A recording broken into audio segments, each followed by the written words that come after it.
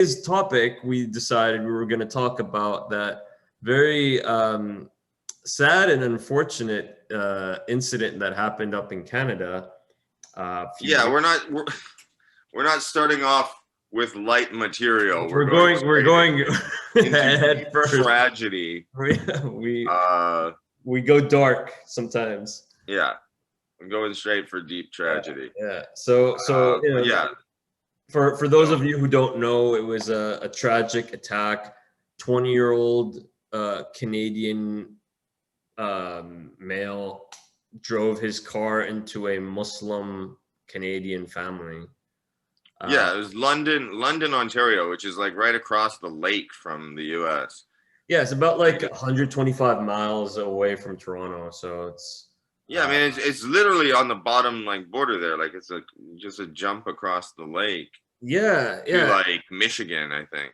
Yeah, and here's the thing, like there's a big school there, University of Western Ontario. I knew a few people who went to school there. So I would think that this is like you would assume that it being like I mean, I don't know too much about London, but there being this giant university that would be, and it's Canada. That's the other thing. It's like we have this impression of Canada being like this super friendly place where everyone just gets along. Yeah, I think there's some things to be said about that. I think we should just also just I mean, like literally the guy just like it was in a truck. He was in a truck and he jumped the curb and ran into a family. He killed basically 2 generations because he killed like the grandmother and the parents. One of the kids survived. No, so it was there was a grandparent, a set of parents, and then a kid, and one of the kids. One of the kids survived. So, yeah, and is now an orphan. So yeah, it's really tragic story. I mean, and it, if you think about it, it's this is the type of thing that you see like with ISIS and in Europe, like these like car attacks, or I mean the some Trump supporters also doing that kind of thing, but it's very similar. It's a very similar sort of phenomenon. Tactics. They share like their ideologies are so similar. It's like when you look at like not in terms of like what their belief systems are, what have you, but the patterns. Yeah, the patterns are just so similar. I did appreciate that Justin Trudeau did use the word terror. So here's he tweeted about it. Right. So here's what I'll say about that. It's a good first step.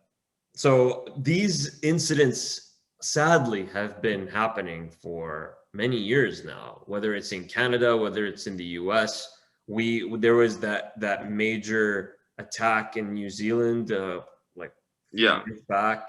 So yeah, I mean, sadly, these are very common to hear about in like Western societies.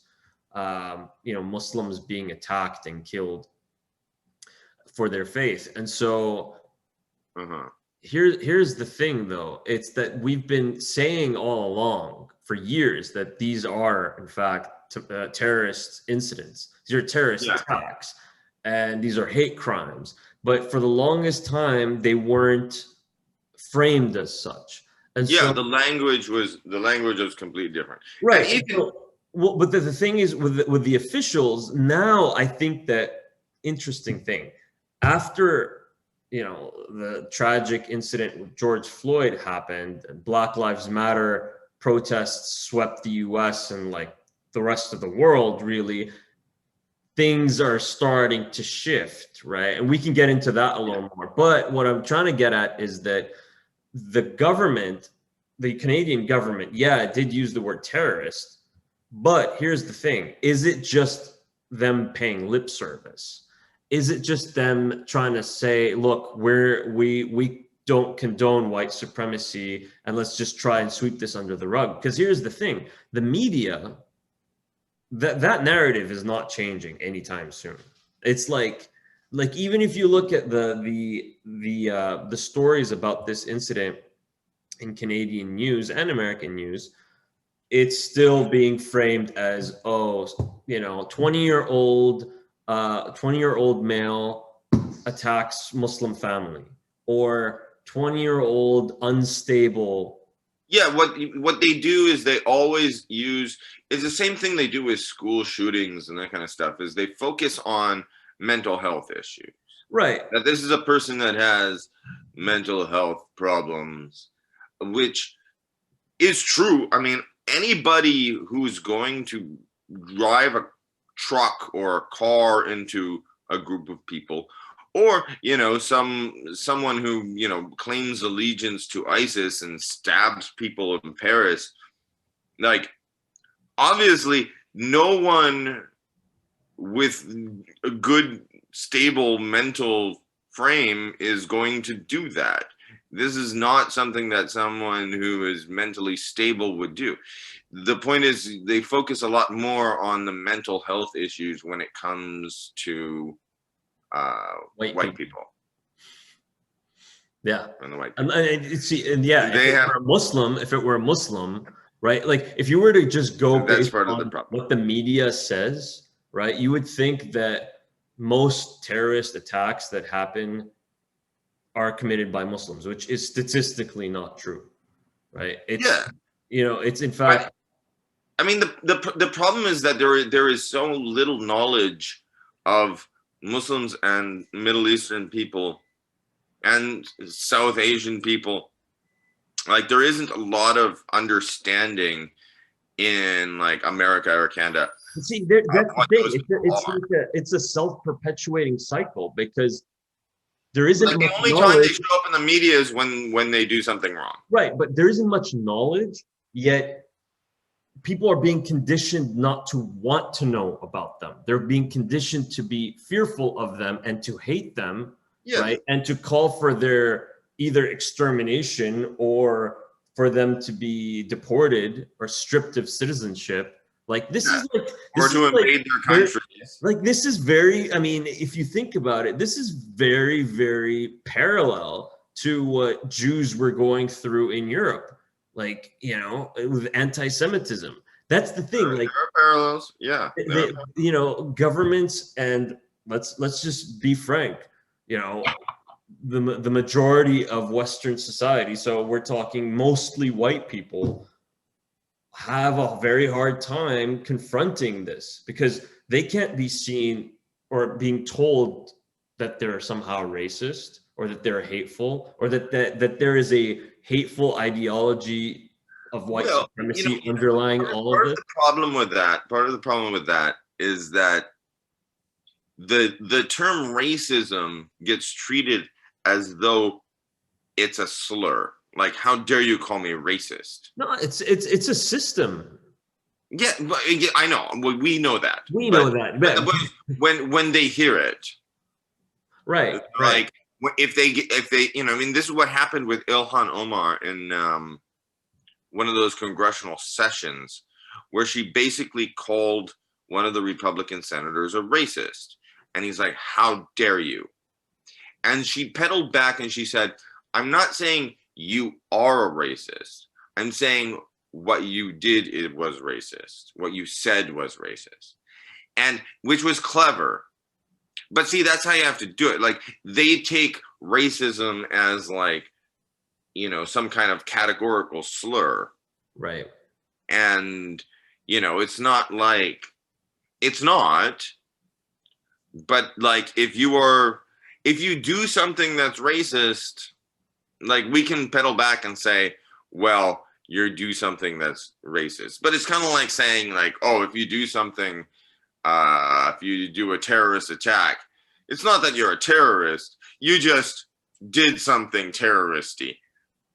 It's a cop out, and it's a it's like, it's like, I mean, this is because, all right, let's just be even more frank, because this is, you know, this is calling out and, you know, basically shedding light upon the system that we live in, right? That has existed for several centuries, right? And Yeah. so the idea that, of course, is never taught in schools, or obviously this is never spoken about. It's the unwritten, these are the unwritten rules of Western society, which is that, you know, these societies are designed for the benefit and the advancement of white people.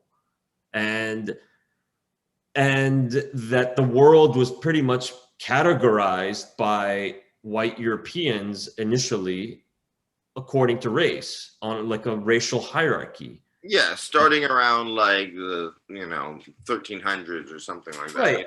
Fast forward to where we are now, and it's like, you know, these systems have been so embedded, these ideas have been so embedded that people don't think twice about them.